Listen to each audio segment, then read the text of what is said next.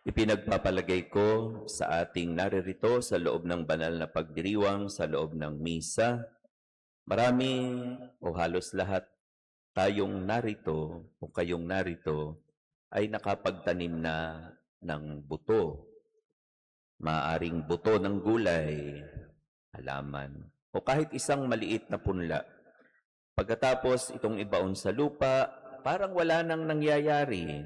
Araw ang lumilipas, minsan maraming mga linggo ang nagdaraan. Parang nawala na ang buto. Pero ang totoo, may buhay ng unti-unting umuusbong sa ilalim ng lupa.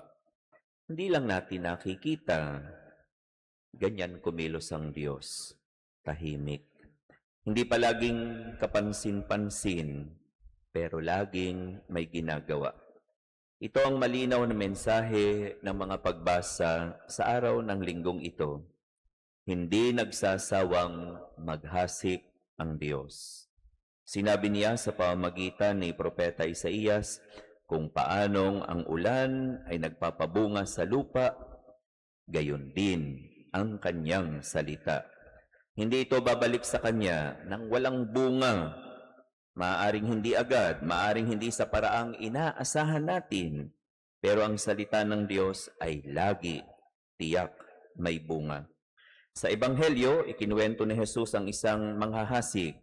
Naghasik siya saan man. May nahulog sa daan, may nahulog sa mabatong lupa. May nahulog sa mga tinikan o dawagan at may nahulog sa matabang lupa. Kung tayo ang magsasaka, baka sabihin natin, sayang ang binhi, sayang ang mga buto. Bakit maghahasik sa lugar na alam mong mahirap tubuan? Pero hindi ganoon ang Diyos. Ang Diyos ay mapagbigay. Hindi siya maramot sa kanyang pagmamahal. Hindi siya nagtitipid sa kanyang awa. At higit sa lahat, hindi siya sumusuko sa tao.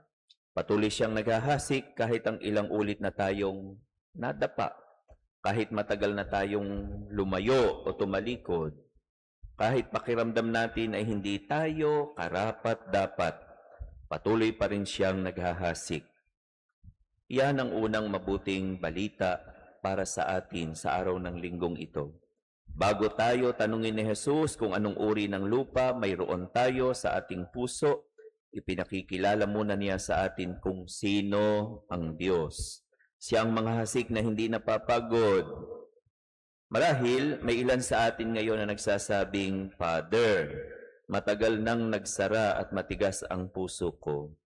Nasaktan at nasugatan kasi, nabigo, napagod. May iba namang sasabihin, Father, gusto ko namang manampalataya, pero abala at puno ang aking isipan. Problema sa pamilya, problema sa trabaho, problema sa kalusugan, problema sa hanap buhay o kabuhayan, parang mga tinik na sumasakal sa aking pananampalataya. Mayroon ding nagsimula noon ng buong sigla, pero dahil sa hirap ng buhay, unti-unti nanlamig. Kung iyan ang kalagayan natin, huwag tayong mawala ng pag-asa dahil hindi tumitigil si Kristo. Linggo-linggo, muli nating naririnig ang kanyang mga salita. Sa bawat misa, muli niya tayong tinatawag. Sa bawat pagdulog sa hapag ng Eucharistia, ibinibigay niya ang kanyang sarili. Sa bawat pagkakataong tayo'y pinatatawad, muli siyang naghahasik ng biyaya. Hindi napapagod ang Diyos. Kaya ang tanong ay hindi, nagsasalita pa ba ang Diyos? Marahil, ang tamang tanong, handa ba akong makinig? Handa ba akong magpaugat o mapaugat sa kanyang salita? Marahil, yan ang kinakailangan ng tunay na pagbabagong loob. Hindi lang ang pagdarasal ng mahaba o paulit-ulit. Hindi lang ang pagsisimba araw-araw o madalas, kundi ang pagpapahintulot sa Diyos, baguhin ang aking puso. Baguhin ang ating mga puso. Kapag nag-ugat ang salita ng Diyos, makikita iyon sa ating buhay. Mas nagiging mapagpaumanhin tayo, mapagpasensya, mas higit tayong handa na magpatawad, mas nagiging matapat, mas nagiging makatarungan, mas marunong magmahal. At ang pananampalataya ay hindi na naiiwan pagkatapos ng misa, ibang usapan na. No? Sa loob ng simbahan, Panginoon, bigyan mo po ako ng biyayang magpatawad. Nasa misa yon. Naniniwala po ako, ibibigay po ninyo sa akin iyon.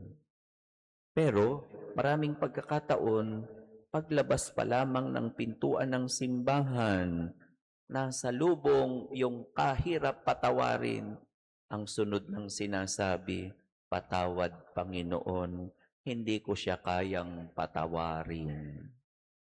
Bakit pa nang hingi ng biyayang magpatawad, nang masalubong yung patatawarin, patawad Panginoon, hindi ko talaga mapatatawad ito.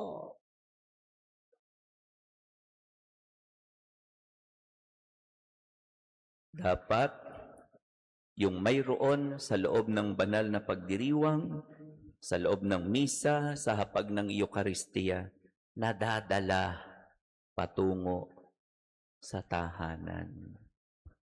Kasama, hindi iniiwan sa upuan sa loob ng simbahan. Sa ating pook ng paggawa, sa mga mag-aaral, sa kanilang paaralan, sa mga naghahanap buhay, sa kanilang pagninegosyo, sa mga ang karaniwang gawain at buhay ay malimit na nasa daan, dala at taglay sa lansangan kung anuman ang mabuting tinanggap sa loob ng pagdalo, sa loob ng misa, sa hapag ng Eucharistia. Makikita ito sa asawang natututo at marunong ng magpatawad, sa magulang na patuloy na nagtuturo ng katapatan sa anak, sa naghahanap buhay, komersyante o negosyanteng hindi nandaraya, sa empleyadong tapat kahit walang nakakakita, sa lingkod bayang tumatanggi, sa maleta, sa suhol, sa lagay, sa kabataang pinipiling magsabi ng totoo kaysa makisabay sa kasinungalingan. Maliit na bagay ba ang mga iyan? Sa mata ng mundo, posible. Pero sa mata ng Diyos, iyan ang bunga. Iyan ang paglago sa kanyang kaharian. Sinabi ni San Pablo na ang buong pangsang nilikha ay dumaraing. Naririnig natin ang daing na iyan sa mga pamilyang hirap sa buhay, sa mga walang trabaho, sa mga dukha na sa laylayan ng lipunan, sa mga nagdurusa. Maging ang ating kalikasan ay dumaraing dahil sa ating kapabayaan. Pero sabi ni San Pablo, ang daing na iyan ay parang paghihirap ng isang manganganak. Masakit, mahapdi, pero may isisilang na isang bagong buhay. At nagsisimula ang bagong buhay na iyon sa bawat pusong hinahayaang mag-ugat ang salita ng Diyos. Mga minamahal, sa loob lamang ng ilang sandali, dudulog tayo at lalapit sa hapag ng Eucharistia. Ang parehong manghahasik ay narito. Muli niya tayong kakausapin sa kanyang salita. Muli niya tayong bibigyan ng pagkakataong magsimula. Muli niya tayong pakakainin ng kanyang katawan at dugo. Huwag nating sayangin ang mga biyayang ito. Hilingin natin sa Panginoon, Panginoon, palambutin mo ang anumang tumigas sa aking puso. Palalimin mo ang aking pananampalataya. Alisin mo ang mga tinik na sumasakal sa aking kakayahang magmahal at tunay na umibig. Gawin mong tunay na matabang lupa ang aking puso. Sapagkat kapag ang salita ng Diyos ay tunay na nag-ugat sa kahit isang pusong bukas sa Kanya, kaya niyang baguhin ang isang tao. At kapag nabago ang isang tao, mababago ang isang pamilya. Kapag nabago ang isang pamilya, mababago ang isang pamayanan. At kapag maraming pusong nagbubukas sa Diyos, unti-unting mababago ang mundo. Larawan, mga hakbang at kilos na lubha nating kailangan para sa bansang katulad ng mayroon tayo na tunay na nangangailangan ng bungang nakapagpapanibago. Tig 100, tig 60, tig 30. Bawat isa may bunga, maging malayang magbahagi at magbigay para sa pagbabago ng isang pamayanang may pagkilala sa kalooban ng Diyos.